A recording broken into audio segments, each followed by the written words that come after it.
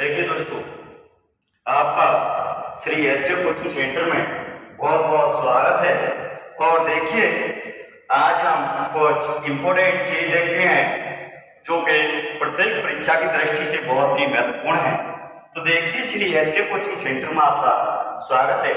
तो देखिए दोस्तों, आज हम लेते हैं अक्षांश और देशांतर के बारे में। अपन सबसे पहले देखिए अक्षांश को लेते हैं कि अक्षांश किसे कहते हैं और देशांतर किसे कहते हैं। देखिए दोस्तों, यानी कि हम याद तो कर लेते हैं वह क्या होता है, अपन बारी बारी से भूल जाते हैं। तो देखिए, आज के बाद अगर देशांतर और अक्षांश को भूल जाए तो बात हमसे कर। देखिए, सबसे पहले अपन लेते हैं अक्षांश। क्या? देखिए अक्षांश और देते हैं देशांतर।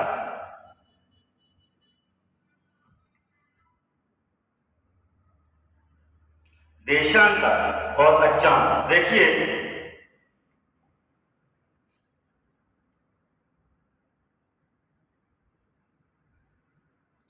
अक्षांश और देशांतर, देखिए इनको क्या करते हैं, अपन भूल जाते हैं। तो देखिए दोस्तों, अब नहीं भूलेंगे, मैं आपको बता दूं।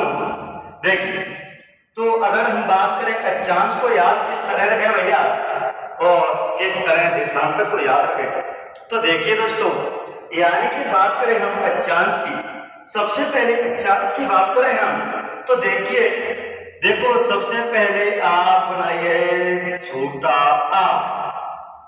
क्या? छोटा, ठीक है भैया, बना लिया, पर लेकिन इसे नहीं। देखिए, आ से करिए स्टार्ट, बोलते हैं आ। इस तरह से जो इसकी पूंछ है इसको खींच दीजिए, लंबी खींच दी। तो देखिए, ये तुम्हें आपको दिखाई दे रहा होगा, यानी ये आपको दिखाई दे रहा होगा, यानी कि एक कौन सी रेखा हो गई, आड़ी रेखा बोलते हैं। कौन सी बोलते हैं? आड़ी रेखा। जो दोस्तों, जो आड़ी रेखाएं होती है इस तरह से, वो तो कहलाती है अक्षांश। क्या कहलाती है? अक्षांश। जो ग्लोब पर आड़ी रेखाएं होती हैं उन्हें अक्षांश कहते हैं। और देखिए, अगर देशांतर की बात करें भैया हम, तो देशांतर किसे कहते हैं? तो देखिए, देशांतर है जो कि जैसे कि द बनाएंगे आप, सबसे पहले द बनाते हैं इस तरह से, तो द को इसी को भी नीचे की तरफ खींच दीजिए दोस्तों। तो देखिए, इससे स्पष्ट होता है कि जो कई रेखाएं होती हैं उन्हें क्या कहते हैं? देशांतर कहते हैं। तो देखिए, जो ग्लोब पर आड़े और खड़ी रेखाएं होती हैं उन्हें क्या कहते हैं? देशांतर और अक्षांश कहते हैं।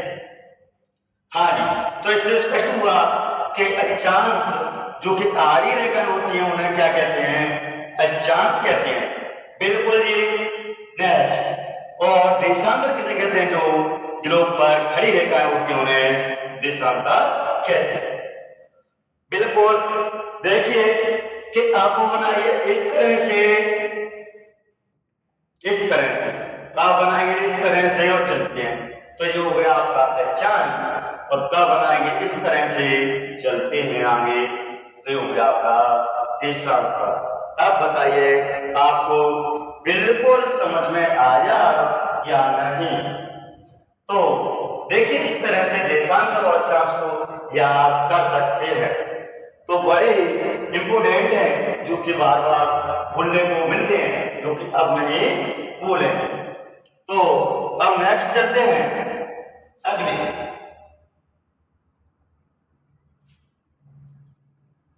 देखिए, आज हम आपको बता दें एक इंपोर्टेंट चीज। देखिए दोस्तों, आप पढ़ने को तो अब तक पढ़ते आ रहे हैं और आगे भी पढ़ेंगे और अब भी पढ़ ही रहे हैं, पर देखिए, सबसे पहले मैं आपको एक इंपोर्टेंट बात बता दूं कि आप पढ़ने को पढ़ रहे हैं और सब काम कर रहे हैं। देखिए, काम करना होता है जो दोस्तों यानी कि आप पढ़ने की बात करें तो देखिए भटके तो सभी हैं, पर लेकिन सही समय पर सही सदुपयोग करके सही समय पर पढ़ाई करना वो अपने आप में एक महत्वपूर्ण बहुत ही मायने रखता है। तो यानी कि आवाज ज्यादा है, कुछ कम करेंगे, ठीक है, अब ठीक है। तो देखिए यानी कि हम बात करें पढ़ने की, तो यानी कि एक सही समय पर एक सटीक चीज पढ़ना, यानी कि जो आपके पास ये टाइम दिया है बहुत ही इंपोर्टेंट है, क्योंकि इस जो टाइम आपके पास अब दिया है वो बार बार देखने को नहीं मिलेगा, देने को नहीं मिलेगा। क्योंकि दोस्तों देखिए आप पर भी जिम्मेदारी आ जाती है, घर गृहस्थी की और भी अन्य प्रकार की जिम्मेदारियां हैं जो कि आपको दिन आती रहती हैं आपके सामने, और यानी बढ़ती जा रही है जिम्मेदारियां। जैसे ही आप बड़े होते हैं उसी तरह जिम्मेदारियां भी आपके सामने बढ़ती आ रही हैं। तो दोस्तों जो आपके पास समय दिया है इसका सदुपयोग करें और सही से मेहनत करें, और एक जी जान के साथ मेहनत करेंगे तो आप कहते हैं लहरों से डरकर नौका पार नहीं होती मेरे दोस्त, लहरों से डरकर नौका पार नहीं होती, और कोशिश करने वालों की कभी हार नहीं होती, कोशिश करने वालों की कभी हार नहीं होती। तो दोस्तों आप कोशिश लगातार करते रहिए, मेहनत करते रहिए और आगे बढ़ते रहिए।